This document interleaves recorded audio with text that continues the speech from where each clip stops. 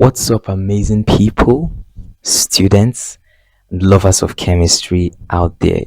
You see, it's always a pleasure for me whenever I have the opportunity to upload these videos that educate you as far as chemistry is concerned. I want to say thank you with pleasure for engaging with all that I put out here and for supporting my channel thus far. Thank you so much. Today we're looking at the concept of the combined gas law. We've looked at the concept of the Boyle's law. We've looked at the concept of the Charles law. We've looked at Gay-Lussac's law as well.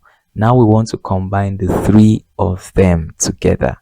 Is it possible? Well, you're about to find out. And there's only one way to find out.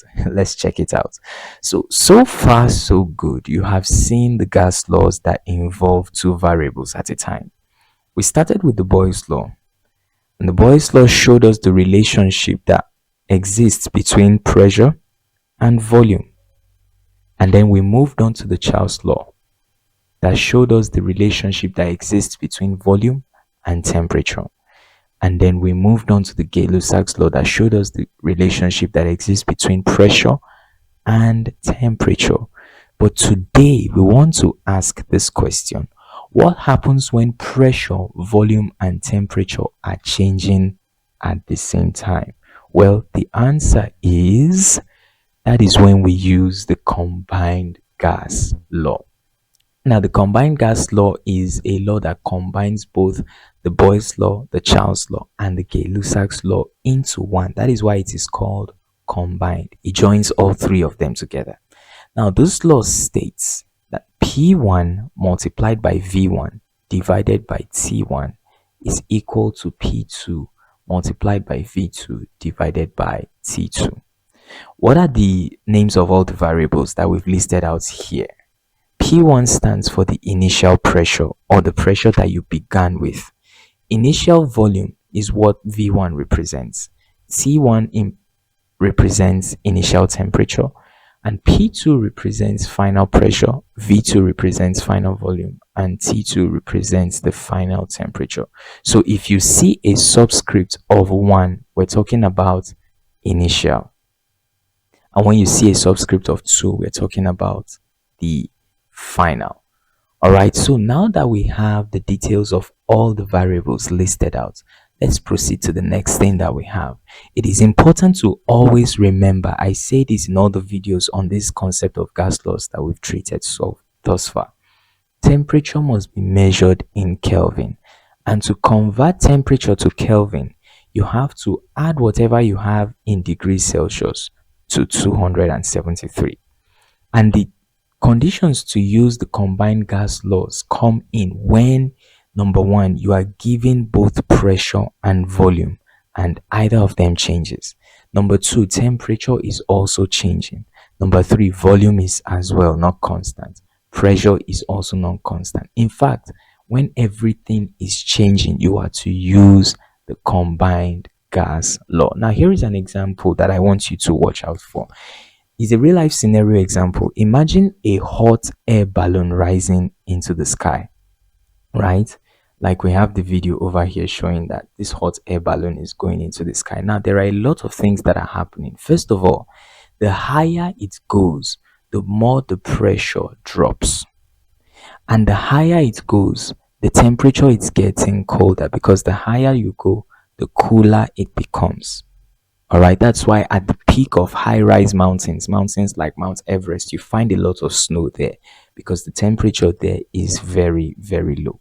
Now, the temperature is reducing, the pressure is also dropping, and the volume in this case is increasing because the pressure is reducing. So you can see all three variables are changing. The pressure is not staying constant, the volume is not staying constant either, and the temperature is not left behind. It is also changing. Now that brings us to the next thing that we want to solve. We want to solve our first example under the combined gas law. The question says, if gas has a pressure of 1 atm, so P1 is 1 atm, a volume of 3 liters, V1 is 3.0 liters, and then a temperature of 27 degrees Celsius. T1 is 27 degrees Celsius. Now, before we proceed, let's convert this to degrees Kelvin. So, to do that, we simply add 273. That gives us 300 Kelvin. What will be the volume? So, V2 is unknown. That is what we're looking for. If the pressure becomes 0.8 atm, so P2 is 0.8 atm, and the temperature drops, T2 becomes 0 degrees Celsius. So to convert it to Kelvin, we simply add 273, which gives us 273 Kelvin. Now, I hope you can see how all these variables were thought and sought out one after the other. So now that we've done that, let's impute that into our equation, general gas equation, that states P1 V1 over T1 is equal to P2 V2 over T2. So in this case, P1 is 1 atmosphere times V1. V1 in this case is 3 liters, divided by T1. T1 is 300. This is equal to P2, which is 0.8, multiplied by V2, which is unknown. That's what we're looking for, divided by T2. T2 is 273 Kelvin. So this gives us 1 multiplied by 3 is 3, divided by 300. This is equal to 0.8 V2 divided by 273. At this point, we can cross multiply. If we do so, it becomes 273 multiplied by 3 is equal to 300 multiplied by 0.8 V2. So let's go ahead and do that math. 273 times 3 gives us 819. 819. This is equal to 300 multiplied by 0.8. That gives us 240 V2. So to get V2 over here, we divide both sides by the coefficient, which is 240. So V2 is equal to 819 divided by 240. That gives us 819 divided by 240. 819 divided by 240. That gives us 3.413. What is going to be the unit? Liters, because that's what volume is being measured in this case. So we have the volume of 3.413 liters in this case. I'm sure you saw how that was carried out.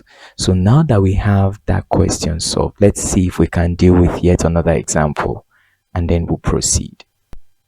Example number 2 states, inside a pressure cooker, a gas starts at 2.0 atm. So P1 is 2.0 atmospheres, and then 5.0 liters, V1 5.0 liters, and 27 degrees Celsius. T1 is 27 degrees Celsius. To convert this, we add 273. That gives us 300 Kelvin. If it is heated to 127 degrees Celsius, so T2 now is 127 degrees Celsius. So to convert it to Kelvin, we add 273. And when we say 273 plus 127, it gives us a temperature of 400 Kelvin. And the volume remains constant. Now watch this. They said if it is heated to 127 degrees Celsius and the volume remains constant. The volume remains constant means this V1 does not change. So therefore V2 will still be equal to 5.0 liters. Did you see what just happened? They're now asking what is the final pressure. So therefore P2 is unknown. That's what we're looking for. So we have our formula that says P1 V1 over T1 is equal to P2 V2 over T2. So let's go ahead and solve by adding our variables into this equation. So we have P1 first of all, which is 2.0 multiplied by V1, which is 5, divided by T1, which is 300, is equal to P2, which is unknown, times V2. V2 is 5, divided by T2. T2 is 400. So therefore, let's see what we have. 2 multiplied by 5 gives us 10 over 300. This is equal to 5P2 divided by 400. At this point, we can cross multiply. If we do, it now becomes 400 times 10 is equal to 300 times 5P2. 400 times 10 here gives us 4,000. And then 300 times 5 over here gives us 300 times 5 gives us 1,500. So we have 1,500 P2. So to get P2, we'll simply say 4,000 divided by 1,500. That gives us 4,000 divided by 1,500. That gives us 2.6 what? Atmospheres, because that's what pressure is measured in. So I'm sure you saw how this question was solved and how all the variables were imputed. That brings us to some of the quick tips that I have for you. It is important to always convert your temperature into Kelvin. Very, very important. And it is also important to check which of the three variables are changing. And it is also important to arrange your formula carefully and to use units consistently. Temperature must be in Kelvin and the remaining variables must be consistent throughout. If you're measuring pressure, for instance, in atmospheres, it must be atmosphere throughout. If you're measuring volume in liters, it must be liters throughout. So now that we've said that, it's time for some practice questions that I want you to try out yourself. So the first one says a gas is at 1.5 atmospheres, 4 liters, and all the variables are there. If the volume becomes 5 liters and the temperature increases, what is the new pressure? Second question is also there for you to try out your hands on. I'd like you to do that and then comment the answers in the comment section below and I'll be willing to receive them. So up until I come your way next time, it's bye for now. I'm so glad you stuck around up until this point and you were engaged with the stuff that I put out here. Next time, till I come your way, my name is David and stay good.